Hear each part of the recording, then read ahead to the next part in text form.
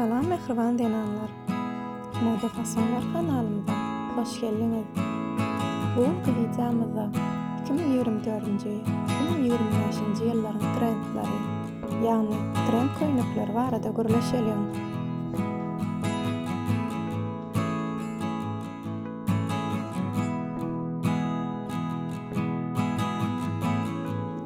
Modanyň ýokary tiýdikde özgerýän häzirki zaman dünýäsine agaşmak we öz isleňe bolan ynamyňda wagtly-wagtyna kirjinlenmek adat ýaly görünýär. Stilleriň, renkleriň we ugurlaryň ägir ul seçimi. Başpatlyk hem ýetip geldi. Bu günler eňişik tekjäňi täzelenýär. Onu moda trendlaryny kybap gelýän geyimler bilen üçin etmegiň düz wagty. Bu makalamyzda nowatdaky mövsümde esasy üns bermeli moda trendler dogrusyna gurrun berjek.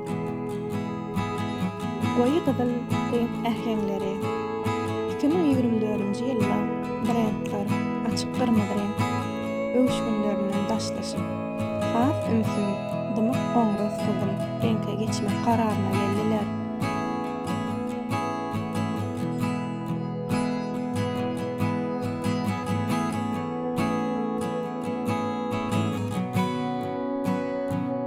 Güllü şekilleri, gül naşlary enneden awar tanys däller. Esem soğuk mövsümde de ýörgünli bolar. Trikotaj we köp gatlylyk. Trikotaj ýönümleri saatlaşygyň we geyim gatlylygynyň täze görnüşlerini hödürlemek bilen ýene-de trendlerine galýar.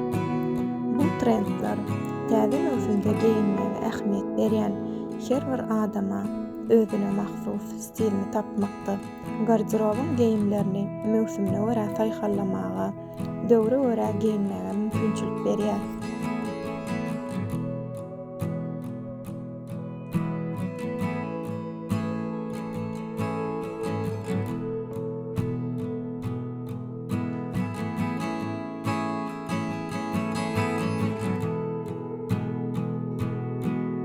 Ene beýler. Bu kurrun gerçekliğinden şulardan ibaret.